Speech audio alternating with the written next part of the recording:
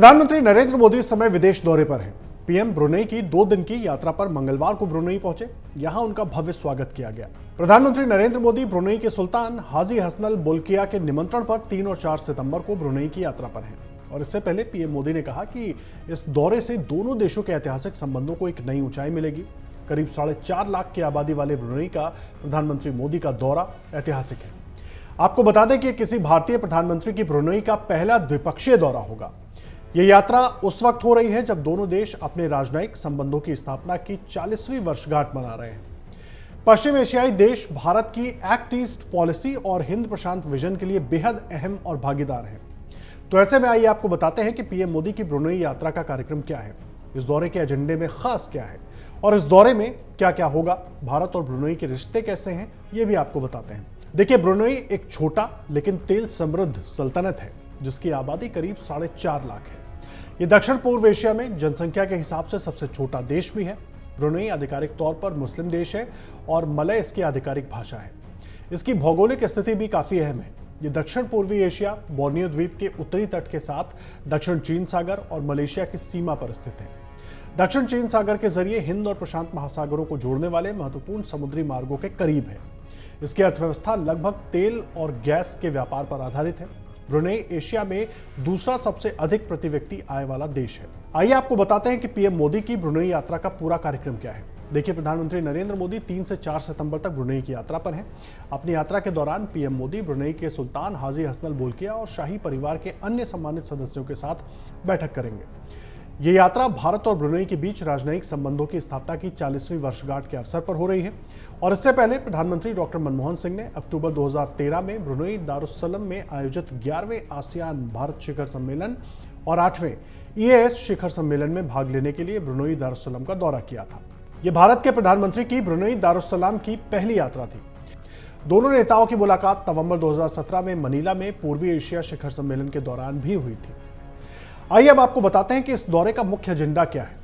देखिए, पीएम मोदी की ब्रुनेई यात्रा पर विदेश मंत्रालय के सचिव जयदीप मजूमदार ने कहा कि प्रधानमंत्री ब्रुनेई के साथ संबंधों और सहयोग के सभी पहलुओं पर द्विपक्षीय चर्चा करेंगे। मजूमदार ने कहा कि हमारे ब्रुनेई के साथ बहुत ही मधुर और मैत्रीपूर्ण संबंध है।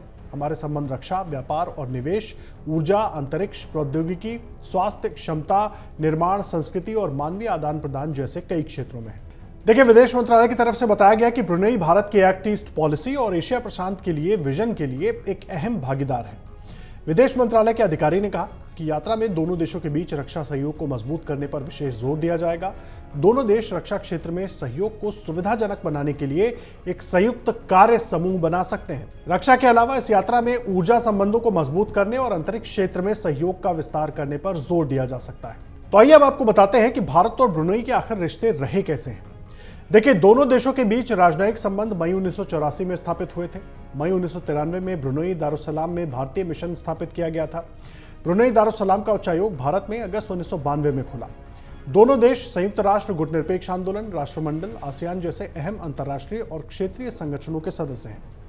ब्रुनेई के सुल्तान भारत के साथ घनिष्ठ संबंधों के सबसे मजबूत समर्थकों में से रहे हैं।